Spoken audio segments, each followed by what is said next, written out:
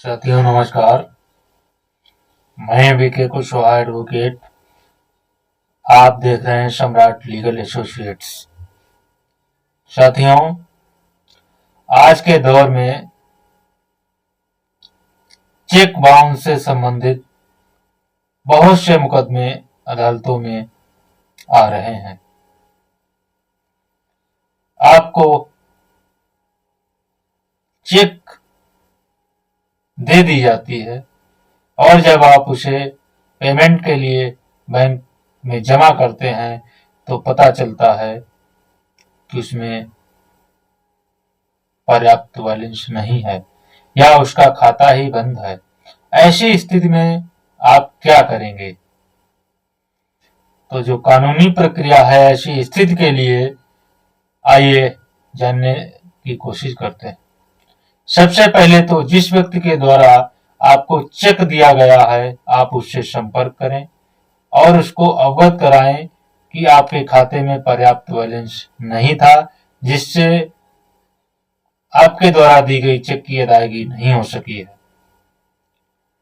उसके बाद अगर वो नहीं मानता है तो जिस दिन आपका चेक बाउंस हुआ है, चेक बाउंस होने के 1 माह के भीतर आपको संबंधित व्यक्ति को लीगल नोटिस भेजकर जानकारी देनी होगी कि आपके द्वारा दी गई चेक को मैंने फला दिनांक को फला बैंक में, जैसे पंजाब नेशनल बैंक है, स्टेट बैंक है, आपने जिस भी बैंक में प्रेजेंट किया हो उस बैंक का नाम और उसमें जितनी धनराशि है, सारे तथ्यों को लेकर के एक लीगल नोटिस को भेजा जाएगा और उसमें यह बताया जाएगा, लिखा जाएगा कि अगर आप उक्त चेक की अदायगी 15 दिन के भीतर नहीं करते हैं तो हम आपके विरुद्ध सक्षम न्यायालय में वाद दायर कर सकते हैं। इसके बाद जब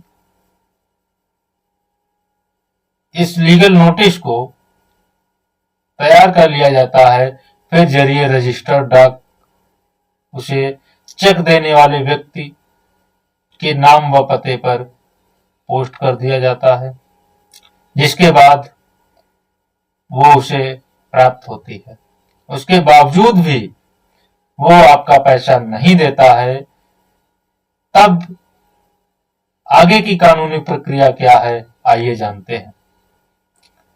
इसके लिए एक अधिनियम बनाया गया है जिसका नाम है निगोशिएबल इंस्ट्रूमेंट एक्ट 1881, यानी पराक्रम लिखित अधिनियम।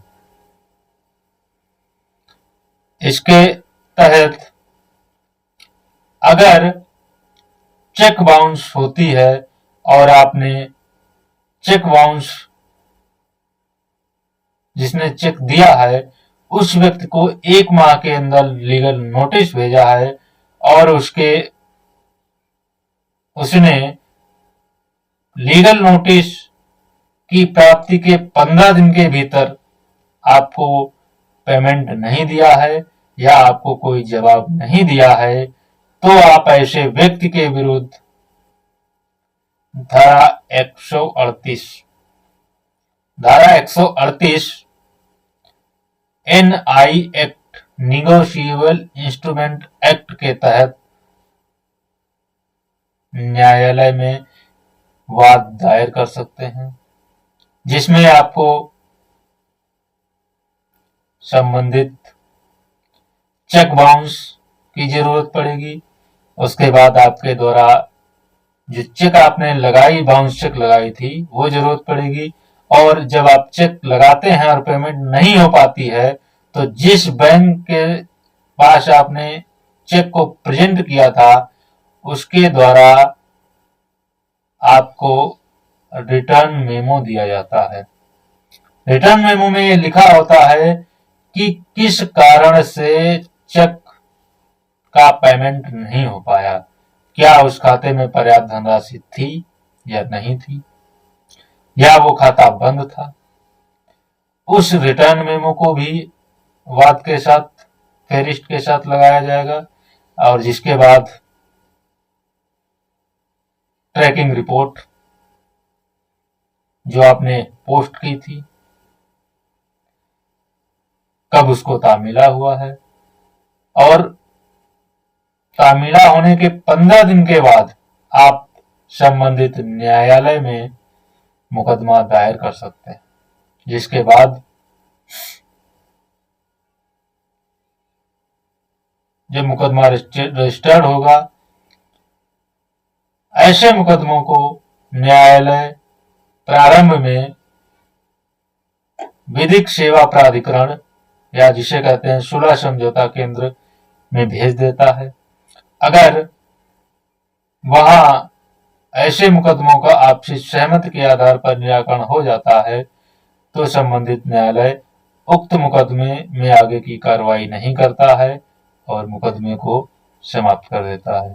लेकिन अगर ऐसा नहीं होता है तो एनआई एक्ट की धारा 145 के तहत न्यायालय परिवादी से साक्ष्य देने के लिए कहेगा और तत्पश्चात उक्त मुकदमे में अभियुक्त की तलबी होगी, जिसके पश्चात उसको सम्मन और नोटिस जाएगा।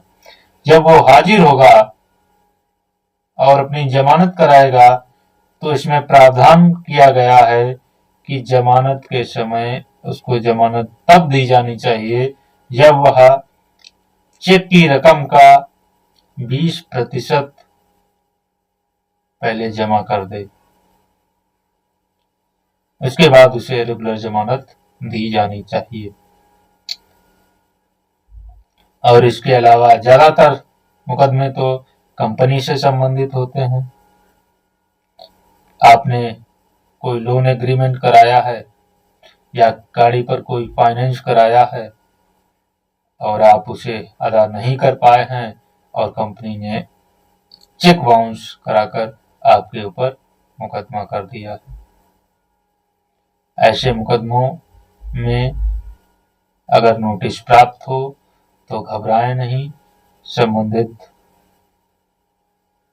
कार्यालय में संपर्क करें या अपने अधिवक्ता के माध्यम से, कानूनी सलाह के माध्यम से आगे की कार्रवाई करें ताकि आपको पूरा सहयोग मिल सके। बहुत बहुत धन्यवाद। अगर जानकारी अच्छी लगी हो तो हमारे YouTube चैनल सम्राट लीगल एसोसिएट्स को सब्सक्राइब करें, लाइक करें, कमेंट्स करें ताकि हम और अधिक यूजफुल वीडियो आप लोगों तक पहुंचाते रहें। धन्यवाद।